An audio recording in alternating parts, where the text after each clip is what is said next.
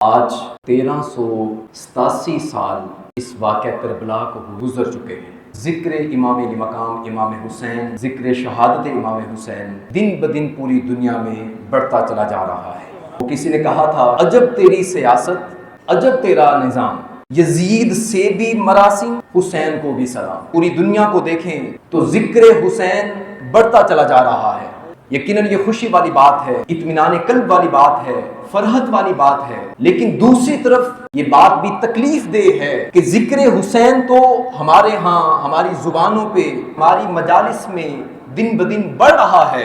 معاشرے کو جب دوسری طرف ہم دیکھتے ہیں ہمارے معاشرے میں عملی طور پر ہمارے ہاں یزیدیت بڑھتی چلی جا رہی ہے، زبانوں پہ ذکر حسین پڑھ رہا ہے، لیکن عمل کے ذریعے سے کردار یزیدیت میں اضافہ ہو رہا ہے۔ وجہ یہ ہے کہ جس طرح سے امام علی مقام امام حسین رضی اللہ تعالیٰ عنہ آپ کی اس عظیم قربانی سے ہمیں سبق لینا چاہیے تھا، جس طرح سے حقیقی معنوں میں ہمیں حسینی بننا چاہیے تھا، ہم آج تک اس طرح سے حسینی نہیں بن سکے۔ اگر ہم صحیح معنوں میں حسینی بنے ہوتے تو عزیز ساتھیوں معاشرے کے اندر یہ ظلم و ستم نہ بڑھ رہا ہوتا۔ یہ جو مسلمانوں کا خون بہایا جا رہا ہے، 78,000 لاشیں فلسطین کے اندر قربان کر دیے گئے، ہمارے مسلمان ماؤں بہنوں بیٹیوں کی عزتوں کو تار تار کیا گیا، یہ سب کچھ کیوں ہو رہا ہے؟ حضرت علامہ اقبال رحمۃ اللہ علیہ نے آج سے 100 سال پہلے کا مرثیہ بیان کیا تھا، فرمایا تھا کہ قافلہ حجاز میں ایک حسین بھی نہیں، گرچہ ہے تابدار ابھی گیس ہوئے دجلہ و فرات۔ حضرت علامہ اقبال فرماتے ہیں کہ قافلہ حجاز یعنی جو حجازی قافلے کے اندر جو شریک لوگ ہیں، جو مسلمان اپنے آپ کو کہلوانے والے ہیں، جو زبان سے اظہار کرنے والے ہیں کہ ہم مسلمان ہیں، ہم حجازی قافلے کے اندر شریک ہیں، ہم مصطفی قافلے میں شریک ہیں، ہم مسلمان ہیں، ہم محمدی ہیں، ہم حسینی ہیں۔ حضرت علامہ اقبال فرماتے ہیں کہ قافلہ حجاز میں حجازی قافلہ تو دن بدن بڑھتا چلا جا رہا ہے، مسلمانوں کی تعداد اس وقت پوری دنیا میں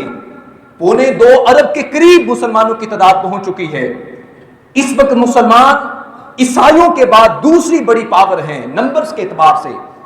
کئی اسلامی ممالک موجود ہیں۔ قافلہ حجاز، یہ قافلہ تو بہت بڑا ہے، لیکن حضرت علامہ اقبال فرماتے ہیں کہ قافلہ حجاز میں ایک حسین بھی نہیں۔ کہا کہ اگر دیکھا جائے سیرت کے اعتبار سے، فکر کے اعتبار سے، سوچ کے اعتبار سے، عمل کے اعتبار سے، کریکٹر کے اعتبار سے، کہا کہ اگر دیکھا جائے تو اس قافلہ حجاز کے اندر ہمیں حسین جیسا کوئی نظر نہیں آتا، ہمیں کوئی ایسا لیڈر نظر نہیں آتا، ایسا حسین کا ماننے والا نظر نہیں آتا کہ جس کو کہا جا سکے یہ واقعتاً حسینی ہے۔ علامہ اقبال فرماتے ہیں کہ جس طرح سے اس وقت دجلہ و فرات کے کنارے کے اوپر ٹیڑھا پن باقی تھا، یعنی دجلہ و فرات کو ایک سمبل کے طور پہ لیا گیا، اس سے مراد وہ باطل طاقتیں تھیں، وہ طاغوتی طاقتیں تھیں جو یزید کے تخت نشین ہونے سے پروان چڑھنے جا رہی تھی، وہ طاغوتی طاقتیں جو معاشرے کے اندر اپنی جڑیں مضبوط کر رہی تھیں۔ لیکن برادران اسلام، حضرت امام علی مقام امام حسین رضی اللہ تعالیٰ عنہ آپ نے میدان عمل کے اندر نکل کر آپ نے ان طاغوتی طاقتوں کا قلعہ پاش پاش کر دیا، ان کو جڑ سے اکھاڑ پھینکا۔ علامہ فرماتے ہیں کہ جس طرح سے اس وقت معاشرے کے اندر ٹیڑھا پن باقی تھا، معاشرے کے اندر ظلم و ستم تھا، طاغوتی طاقتیں تھیں،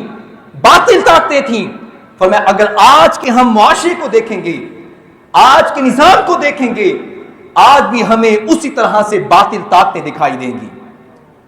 آج بھی ہمیں طاغوتی طاقتیں دکھائی دے گی، دین اسلام کے اوپر حملہ ہو رہا ہوگا۔ آج بھی اگر معاشرے کو دیکھیں تو فرمایا کہ اسی طرح سے دین اسلام کو مٹانے کی کوشش کی جا رہی ہے جس طرح سے یزید کے دور میں کیا جا رہا تھا۔ فرمایا کہ قافلہ حجاز میں اگر دیکھا جائے تو کوئی اس طرح سے کوئی حسینی نظر نہیں آتا جو کہ ان باطل قوتوں کے مقابلے میں امام حسین کی طرح سے سینہ تان کے کھڑا ہو جائے، جو باطل قوتوں کو چیلنج کر سکے۔ حضرت امام علی مقام امام حسین رضی اللہ تعالیٰ عنہ نے میدان کربلا کے اندر جو اتنی عظیم قربانی پیش کی، اس عظیم قربانی کا مقصد اپنی ذات کو منوانا نہیں تھا. یہ نہیں تھا کہ ان کے نعرے لگیں, ان کے قصیدے الاپے جائیں, کیونکہ ان کی عظمت و شان کا اظہار تو خود سرکار مدینہ صلی اللہ علیہ وسلم نے فرما دیا تھا. انہیں پھر کسی اور کے ذکر کی ضرورت نہیں تھی, انہیں اس چیز کی ضرورت نہیں تھی کہ کوئی ان کے بارے میں کیا کہتا ہے. حضرت امام یعنی مقام امام حسین رضی اللہ تعالیٰ عنہ نے, آپ نے میدان کربلا کے اندر جو اپنی جان کو قربان کیا, ننھے علی اصغر کو قربان کیا, علی اکبر کو آپ نے قربان کیا, عباس کے بازو کٹوائے, یہ جتنی بھی قربانیاں پیش کی گئیں, ان ساری کی ساری قربانیوں کا مقصد حضور نبی اکرم صلی اللہ علیہ وسلم نے جو نظام عطا فرمایا تھا, نظام مصطفیٰ صلی اللہ علیہ وسلم کا تحفظ کرنا تھا. جب امام علیہ مقام نے دیکھا کہ دین اسلام کے اوپر حملہ ہونے جا رہا ہے, دین اسلام کی تعلیمات جو آپ کے نانا نے عطا فرمائی تھی ان کے اوپر حملہ ہونے جا رہا ہے, جو حضور نبی اکرم صلی اللہ علیہ وسلم نے مسلمانوں کی امارت کو سنبھالنے کے والے سے جو نظام عطا فرمایا تھا, اس نظام کے اوپر حملہ ہونے جا رہا ہے. جب امام علی مقام نے دیکھا کہ اب یہاں دین اسلام کے تحفظ کا معاملہ ہے, دین اسلام کی بقا کا معاملہ ہے, نظام مصطفیٰ کے تحفظ کا معاملہ ہے, تو عزیز ساتھیو, آپ میدان عمل میں نکل آتے ہیں, اپنی جان کو قربان کر کے, اپنے خانوادے کی جان کو قربان کر کے, رہتی دنیا تک یہ پیغام دے دیتے ہیں, لوگوں سن لو, ہماری ذات اگرچہ بڑی بلند ہے, اللہ نے ہمارے خاندان کو, اس خاندان کو بڑی عظمتیں عطا فرمائی ہیں, لیکن یاد رکھیے گا دنیا والوں کے لیے پیغام ہے کہ جب دین اسلام کے اوپر حملہ کیا جائے, جب باطل طاقتیں دین اسلام کے اوپر اس کی تعلیمات کو مٹانے کی کوشش کریں, جب نظام اسلام کے والے سے کسی قسم کا طاغوتی طاقتوں کی طرف سے حملہ کیا جائے, حسینی وہ ہوگا جو میدان عمل میں نکل آئے گا اور دین اسلام کے تحفظ کی خاطر اپنی جانوں کے نذرانے پیش کریں گے. حسینی وہ ہے جو نظام مصطفیٰ صلی اللہ علیہ وسلم کے تحفظ کے لیے کام کرے گا. اس ملک کو حاصل کیے ہوئے 70-78 سال تو گزر گئے, لیکن آج اس ملک کے اندر ہم نظام مصطفیٰ کو کیوں نہیں نافذ کر سکے؟ پیارے بھائیو, واقعہ کربلا جو ہے یہ رونے رنانے کا نام نہیں ہے, واہ واہ کروانے کا صرف نام نہیں ہے, یہ تو انقلاب پیدا کرنے کا نام ہے. واقعہ کربلا یہ جو عظیم شہادت ہے, یہ تو ایک تبدیلی لانے کا, امت مسلمہ کو اٹھانے کا نام ہے. اس ملک میں کیوں نہیں نظام مصطفیٰ نافذ ہو سکا؟ پیارے بھائیو, وجہ یہ ہے کہ نام تو ہم نے اسلام کا لیا تھا, جب پاکستان کو بنایا تھا